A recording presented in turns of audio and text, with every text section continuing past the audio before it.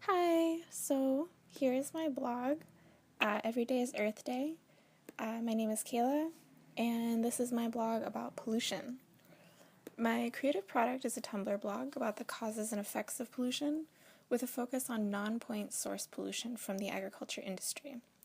Make sure your web browser is fully maximized in order to see the actual layout of the entire blog. I created the blog through tumblr.com because I'm very familiar with it, and I think they have a great selection of themes and offer multiple ways to post, such as text, video, audio, links, quotes, and pictures, and I really like the way they have them set up. The purpose to create this blog was because pollution is something I'm passionate about, and growing up in San Francisco, they're really big on recycling and understanding where trash ends up and how it affects everybody else. And I learned a lot while creating this blog. I learned about non-point and point source pollution and why they're important. Non-point source pollution generally results from land runoff, precipitation, atmospheric deposition, drainage, seepage, or hydrologic modification. Point source pollution is a single identifiable source of air, water, thermal, noise, or light pollution.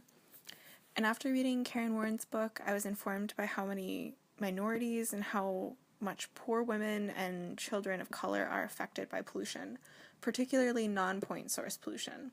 And I discuss why pollution is bad, how it affects people around the world, and why it matters.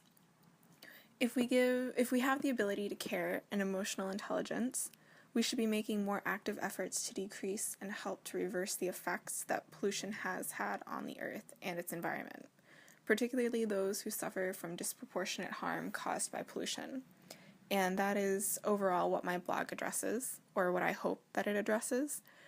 The process was long, and I wanted to make sure that what I had posted was relevant to pollution, particularly pollution due to non-point source pollution, and that it was related to the agriculture industry in some form or another.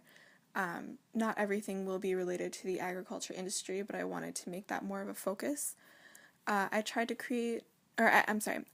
to make explanations shorter, because I know if they were too lengthy within certain posts, people would be less likely to spend time on them. And I also tried to help by bolding and highlighting important pieces and links within the posts. And all links are embedded within the descriptions. You can find them in the light green color. And when you click them, each link will open into a new window, so it won't mess up where you left off on my blog. Instead, you can just switch back and forth through tabs. I also made sure to include a menu bar on the left side of the page where the causes of pollution, effects, and videos about pollution can be found. I also put in a news section about pollution and efforts in decreasing it.